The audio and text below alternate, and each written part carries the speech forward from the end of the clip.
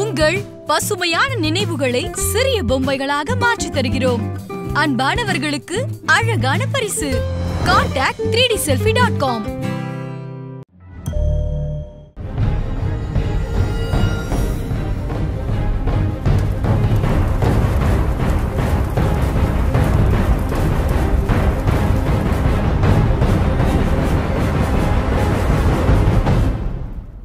அந்த நடிகர் வளர்ந்து வரும் நடிகராக இருந்தபோது நிகழ்ந்த சம்பவம் இது.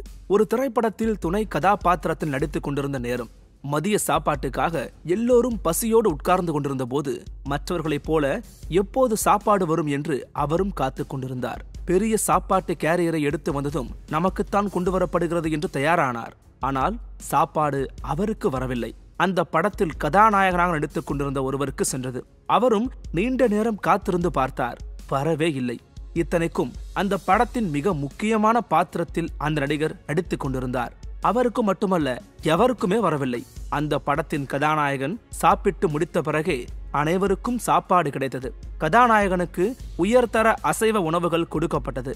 மற்றவர்களுக்கோ வெறும் சாம்பார் சாதம். சிறு வயதிலிருந்தே பசி என்பதையும் பாகுபாடு என்பதையும் அறிந்திராத அந்த நடிகருக்கு இந்த சம்பவம் மிக பெரும் வேதனையை கொடுத்தது.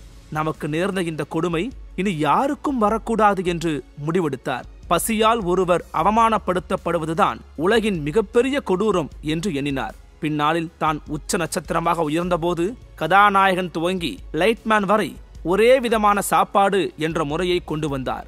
அவரை பின்பற்றி ஒட்டுமொத்த தமிழ் திரை உலகமும் அந்த உணவு முறையை கொண்டு வந்தது. அந்த மாற்றத்தை ஏற்படுத்திய நடிகர் யார் தெரியுமா? விஜயகாந்த். இன்று இவர் நடிப்பதில்லை, அரசியலிலும் முழு நேரமாக இயங்குவதில்லை. இவர் நடிப்பதை நிறுத்தி 10 ஆண்டுகளுக்கு மேல் ஆகிவிட்டது. ஆனாலும் தமிழக மக்களிடையே இவருக்கு மவுசு குறையவில்லை. 80களில் நடித்த இவரது படங்கள் இன்று 2010களில் பிறந்து வளரும் குழந்தைகளும் பார்த்து ரசிக்கும் அளவுக்கு எவர்கிரீன் பட்டியலில் இருக்கின்றன. புரட்சி கலைஞர். இதுதான் நடிகரும் அரசியல்வாதியுமான விஜயகாந்துக்கு கொடுக்கப்பட்டிருக்கும் பட்டம். இந்த பட்டம் போலவே அவர் திரையுலகிலும் அரசியலிலும் செய்த புரட்சிகள் ஏராளம். சிவப்பாக இருப்பவர் மட்டுமே நடிகராக முடியும் என்ற சூழல் நிலவிய காலகட்டத்தில் நடிக்க தெரிந்தால் போதும், நிறமெல்லாம் ஒரு விஷயமல்ல என்று தன்னை இந்த உலகத்திற்கு நிரூபித்து காட்டியவர்தான் விஜயகாந்த். 1952ஆம் ஆண்டு ஆகஸ்ட் மாதம் 25ஆம் நாள் விருதுநகரில் அழகர்சாமி ஆண்டாள் தம்பதியினருக்கு மகனாக பிறந்தவர் விஜயகாந்த். சிறு வயதிலிருந்தே சினிமாவில் சாதிக்க வேண்டும் என்ற எண்ணம் கொண்டவராகவே இருந்தார். இதனால் படிப்பில் பெரிதாக கவனம் செலுத்தவில்லை. அப்பா அழகர்சாமிக்கு மதுரையில் ஒரு அரிசி ஆலை இருந்தது. பள்ளிக்கு செல்லாமல் அரிசி ஆலையில் சிறு சிறு வேலைகள் செய்து வந்த விஜயகாந்த் சினிமாவுக்குள் நுழைவதற்காக மதுரையில் இருந்து சென்னை நோக்கி வந்தார். தொடக்கம் முதலே பல புறக்கணிப்புகள்.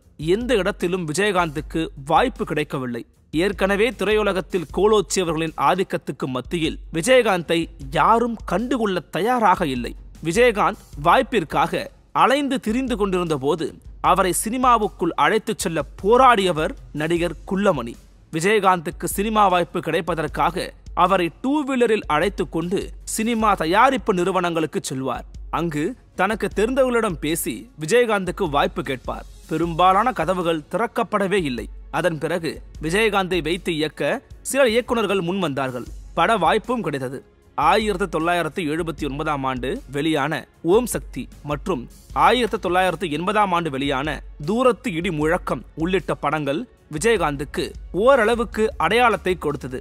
அதைத் தொடர்ந்து 1981ஆம் ஆண்டு S.A. சந்திரசேகர் அவர்களின் இயக்கத்தில் வெளியான சட்டம் ஒரு இருட்டறை என்ற திரைப்படம் கொடுத்த வெற்றி விஜயகாந்த் என்னும் மனிதரை தமிழ் சினிமாவின் தவிர்க்க முடியாத நடிகராக மாற்றியது. S.A.C. விஜயகாந்த் கூட்டணியில் 17 படங்கள் வெளியாகின. இந்த வெற்றி கூட்டணி தொட்டதெல்லாம் ஹிட் என்னும் அளவிற்கு சக்சஸ் ஃபார்முலாவை உருவாக்கி இருந்தது. நடிக்கும் எல்லா திரைப்படங்களிலும் அதிரடி காட்சிகளில் அதிகம் நடிப்பார். ரஜினிகாந்த், கமல்ஹாசன் எனும் இரு எதிர் துருவங்கள் கோலோச்சிய தமிழ் சினிமா உலகிற்குள் தனக்கென ஒரு ரசிகர் பட்டாளத்தை உருவாக்க துவங்கியிருந்தார் விஜயகாந்த். ரஜினி, கமல் என இருவரும் சண்டை காட்சிகளில் நடித்தாலும் விஜயகாந்தின் சண்டை காட்சிகள் விறுவிறுப்பு நிறைந்ததாக இருக்கும். கிராமப்புற ரசிகர்கள் இதை விரும்பவே தொடர்ச்சியாக இது போன்ற படங்களிலேயே நடிக்க துவங்கினார் விஜயகாந்த். சட்டம் ஒரு இருட்டறை திரைப்படம் வெற்றி படமாக அமைந்தது மட்டுமல்லாமல் விஜயகாந்தின் வாழ்க்கையில் திருப்பு முனையாகவும் அமைந்தது. அதைத் தொடர்ந்து தமிழ் சினிமாவில் ஒரு அதிரடி நாயகனாக தன் பெயரை பதிவு செய்த அவருக்கு மனக்கணக்கு, நீதி பிழைத்தது, பார்வையின் மறுபக்கம், ஆட்டோ ராஜா, சாட்சி, நாளை உனது நாள், 100வது நாள், ஊமை விழிகள் என வரிசையாக பட வாய்ப்புகள் கிடைத்தன. பெரும்பாலான உச்ச நட்சத்திரங்களுக்கு 50வது படமும் 100வது படமும் தோல்வியை கொடுத்ததாகவே எழுதப்பட்டிருக்கிறது தமிழ் சினிமாவின் வரலாறு. இதனாலேயே பல நடிகர்கள் தங்களது 50 மற்றும் 100வது படத்தை பார்த்து பார்த்து தேர்வு செய்வார்கள். பெரிதாக ரிஸ்க் எடுக்க மாட்டார்கள். ஈழ விடுதலை போராட்ட இயக்கமான விடுதலை புலிகள் அமைப்பின் மீது கொண்ட பற்றின் காரணமாக தனது 100வது திரைப்படத்திற்கு கேப்டன் பிரபாகரன் என்ற பெயரையே தேர்வு செய்தார் விஜயகாந்த். ஈழ விவகாரத்தை பெரும்பாலான தமிழக நடிகர்களும் இயக்குநர்களும் கை வைக்கவே தயங்குவார்கள். இந்த நேரத்தில் துணிச்சலாக பிரபாகரன் பெயரை தேர்வு செய்து அந்த படத்தை வெற்றியும் பெற வைத்திருந்தார் விஜயகாந்த். அதன் பிறகுதான் அவரது பெயருக்கு முன்னால் கேப்டன் என்ற செல்லமான அடைமொழியும் சேர்ந்து கொண்டது. விஜயகாந்தை இயக்கியவர்களும் அவருடன் நடித்தவர்களும் இவரை போல் வசனம் பேச ஆளே இல்லை என்பார்கள். ஒரு வசனத்தை பார்த்தோம், படித்தோம், மனப்பாடம் செய்தோம், ஒப்புவித்தோம் என இல்லாமல் உணர்வு பூர்வமாக ஆழ் மனதிலிருந்து பேசும் ஒரு நடிகராக இருந்தார் விஜயகாந்த். விஜயகாந்தின் நெருங்கிய நண்பர்களாக வாகை சந்திரசேகர், எஸ் சந்திரன், பாண்டியன், தியாகு உள்ளிட்ட நடிகர்களும் இருந்தனர். இந்த பஞ்ச பாண்டவர்கள் தான் எப்போதும் ஒன்றாகவே இருப்பார்கள். சினிமாவில் லாபி செய்யும் அளவுக்கு பின்புலம் எதுவும் இல்லாமல் உள்ளுக்குள் நுழைந்து தங்களது நடிப்பையும் நிரூபித்த இந்த பஞ்ச பாண்டவர்களை சினிமா உலகம் எப்போதும் கண்டுகொள்ளாதாம். இந்த அணிக்கு எப்போதும் விஜயகாந்த் தான் கேப்டன். சினிமாவில் தான் வாய்ப்பு கிடைத்து விட்டதே, நமக்கு ரசிகர்கள் உருவாக துவங்கிவிட்டார்களே, இனி நமக்கு என்ன வந்தது? வந்தோமா, நடித்தோமா, ஹாயாக ஊரை சுற்றினோமா என்று இல்லாமல் மக்கள் பிரச்சனைக்கு குரல் கொடுக்க தொடங்கியது இந்த அணி. உள்ளூர் போராட்டங்களிலிருந்து ஈழ போராட்டம் வரை எந்த விவகாரமாக இருந்தாலும் முதல் ஆளாக தனது ஆதரவை தெரிவிப்பது கேப்டன் விஜயகாந்த் தலைமையிலான இந்த கூட்டம்தான். தமிழகத்தின் வரலாற்றில் இந்தி எதிர்ப்பு போராட்டத்துக்கு முக்கிய இடம் உண்டு. தலைமுறைக்கு தகுந்தபடி இந்தி திணிப்பை எதிர்த்து போராட்டம் நடத்தி கொண்டுதான் இருக்கிறார்கள் நம் தமிழக மக்கள். இதே இந்தி திணிப்பை எதிர்த்து நடத்தப்பட்ட போராட்டத்தால் ஈர்க்கப்பட்ட விஜயகாந்த் தமிழை தவிர வேறு எந்த மொழி படத்திலும் நடிப்பதில்லை என்று முடிவு செய்திருந்தார். விஜயகாந்த் நடிப்பில் வெளியாகி தமிழில் ஹிட் அடித்த பல படங்கள் பிற மொழிகளில் ரீமேக் ஆகி ஹிட் அடித்த போது கூட தமிழில் மட்டுமே நடிப்பேன் என்பதில் உறுதியாக நின்றவர் விஜயகாந்த். இளம் ரத்தம், எதற்கும் பயப்படாத தைரியம், வறியவர்களை கண்ட உடனே உதவும் எண்ணம் என எல்லாம் கொண்ட கேப்டன் விஜயகாந்த் 80களின் சக்தி வாய்ந்த இளைஞராக வலம் வந்தார். சினிமாவில் வாய்ப்புகள் குவிய துவங்கியதும் இல்லை என்று சொல்பவர்களுக்கெல்லாம் உதவி செய்வது, பசியில் ஈர்ப்பவர்களுக்கெல்லாம் உணவளிப்பது என தம்மால் என்ன முடியுமோ அதையெல்லாம் செய்ய துவங்கினார். சினிமாவில் இவர் செய்த புரட்சி வேறு எந்த நடிகரும் செய்திராதது என்று சொல்பவர்களும் இருக்கிறார்கள். ஒரு காலத்தில் தமிழ் சினிமாவில் ஹீரோவுக்கு ஒரு உணவு, ஹீரோயினுக்கு ஒரு உணவு, ஜூனியர் நடிகர்களுக்கு ஒரு உணவு, தயாரிப்பாளர் தரப்புக்கு ஒரு உணவு என தீண்டாமையால் நிறைந்திருந்தது. அந்த நேரத்தில் விஜயகாந்த் பெரிய மாற்றத்தை ஏற்படுத்தினார். ஹீரோவாக இருந்தாலும் சரி, தயாரிப்பாளராக இருந்தாலும் சரி, கடைநிலை ஊழியராக இருந்தாலும் சரி, அனைவருக்கும் ஒரே உணவு எனும் நடைமுறையை உருவாக்கினார். நான் என்ன சாப்பிடறனோ அதையே தான் ஸ்டண்ட் மேன சாப்பிடணும், லைட் மேன சாப்பிடணும் என்ற விஷயத்தில் உறுதியாக இருந்தார் விஜயகாந்த். விஜயகாந்த் ஏற்படுத்திய இந்த மாற்றம் சினிமா ஊழியர்களை உற்சாகமடைய வைத்தது. மற்ற தயாரிப்பு நிறுவனங்கள் தயாரிக்கும் படங்களில் வேலை செய்வதை விட விஜயகாந்த் படத்தில் வேலை செய்வதில் ஆர்வம் காட்டினார்கள். தனது ஆரம்பகால படங்களில் யாரெல்லாம் உதவி இயக்குநராக வேலை செய்தார்களோ அவர்கள் எல்லோரையும் இயக்குநர்களாக உருவாக்கி அழகு பார்த்தவர் விஜயகாந்த். அப்படி உருவான RK செல்வமணி விஜயகாந்துக்கு கேப்டன் பட்டம் கிடைக்கவும் காரணமானார். மேலும் அந்த காலகட்டத்தில் திரைப்பட கல்லூரியில் படிப்பை முடித்த மாணவர்கள் நேராக கதையை எடுத்துக்கொண்டு விஜயகாந்த் அலுவலகத்துக்கு முன்தான் வருவார்கள் என்று சொல்லும் அளவிற்கு இளம் தலைமுறை மீது நம்பிக்கை கொண்டவராக இருந்தார் விஜயகாந்த். இன்று தமிழ் சினிமாவின் சூப்பர் ஹீரோக்களாக இருக்கும் விஜயும் சூர்யாவும் ஆரம்ப காலகட்டங்களில் ஒரு ஹிட் கிடைத்தால் போதும் என்று இயங்கிக் கொண்டிருந்த போது அவர்களது தந்தைகளுடன் இருந்த நட்பின் அடிப்படையில் சென்று சிறப்பு தோற்றத்தில் நடித்துக் கொடுத்தார் விஜயகாந்த். மற்ற நடிகர்களுக்கு மத்தியில் தனக்கென தனி அடையாளத்தை உருவாக்கியிருந்த விஜயகாந்த் புதுமுக இயக்குநர்கள் மீது அக்கறை கொண்டவராக இருந்தார். அதாவது தன் படத்தில் உதவி இயக்குநராக பணி செய்ய வந்த நபரை அழைத்து பேசி தயாரிப்பாளரை அறிமுகப்படுத்தி அதே படத்தில் நடிப்பதற்கு எவ்வளவு பெரிய மனது வேண்டும். ஆனால் இத்தோடு தன் பணி முடிந்து விட்டது என நினைக்காமல் தினசரி படப்பிடிப்புக்கு வருவதையும் வழக்கமாக கொண்டிருந்தார். தனக்கான காட்சி எடுக்கப்பட்டு விட்டது, இனி நமக்கு அங்கு வேலை இல்லை என்று இல்லாமல் அன்றைய தின படப்பிடிப்பு முழுவதையும் முடித்து விட்டுத்தான் அங்கிருந்து நகர்வார் விஜயகாந்த். இயக்குநர்கள் நீங்க கிளம்புங்க சார், நாங்க பாத்துக்கிறோம் என்று சொன்னாலும் சும்மா இருப்பா, நான் இருக்கிறதாலதான் இவங்கெல்லாம் அமைதியா இருக்காங்க, நான் கிளம்பிட்டா எல்லாரும் அவங்கவுங்க இஷ்டத்துக்கு வேலை செய்ய ஆரம்பிச்சிருவாங்க. நீ பேசாம படப்பிடிப்புல கவனம் செலுத்து என்று ஊக்கமளிப்பார் விஜயகாந்த். 1999 ஆண்டு முதல் 2004 ஆண்டு வரை விஜயகாந்த் தென்னிந்திய நடிகர் சங்கத்தின் தலைவராக பதவி வகித்தார்.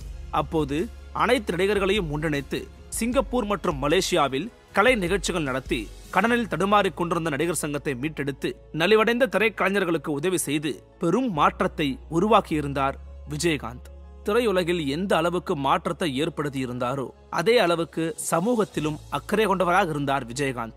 தினசரி தன்னை சந்திக்க வரும் நூற்றுக்கணக்கான ரசிகர்களை இன்முகத்தோடு வரவேற்று அவர்களுக்கு வேண்டியதை கொடுத்து பாசத்தோடு வழி அனுப்பி வைப்பார்.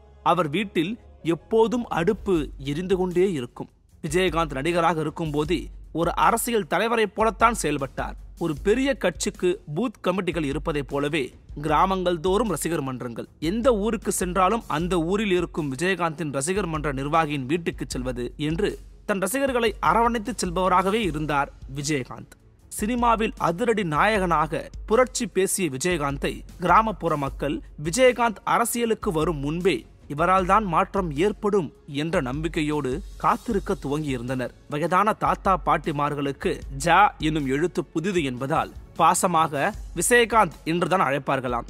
சமுத்திரக்கனி இயக்கத்தில் உருவான நிறைஞ்ச மனசு படத்தின் படப்பிடிப்பில் இருந்தபோது விஜயகாந்த் நடித்துக் கொண்டிருந்ததை பொருட்படுத்தாமல் ஒரு பாட்டி உள்ளே நுழைந்தார். அவர் நேரடியாக விஜயகாந்திடம் வந்து ரேஷன் கடையில அரிசி போடுவதில் மோசடி செய்யறாங்க, வா வந்து அவங்களை அடி என்று கேட்டுள்ளார்.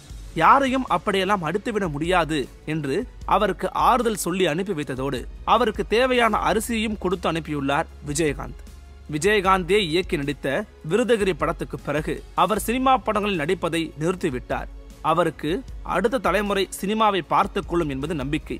ஆனால் அவர் விதைத்த விதைகள்தான் இன்று விருட்சமாக வளர்ந்து நிற்கின்றன என்றால் அதை சினிமாக்காரர்கள் யாரும் மறுக்க மாட்டார்கள். போராட்ட குணம் கொண்டவராகவும் போராளிகளை ஆதரிப்பவராகவும் இருக்கும் விஜயகாந்தை காலப்போக்கில் அரசியல் அழைத்துக் கொண்டது.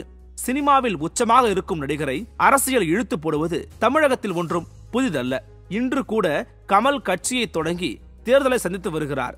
ரஜினி அரசியல் கட்சியை விரைவில் தொடங்கவிருப்பதாகவும் சொல்லியிருக்கிறார். பிற நடிகர்களும் தங்களது பிரபலத்தன்மைக்கு ஏற்ப ஒவ்வொரு கட்சியில் இருக்கிறார்கள்.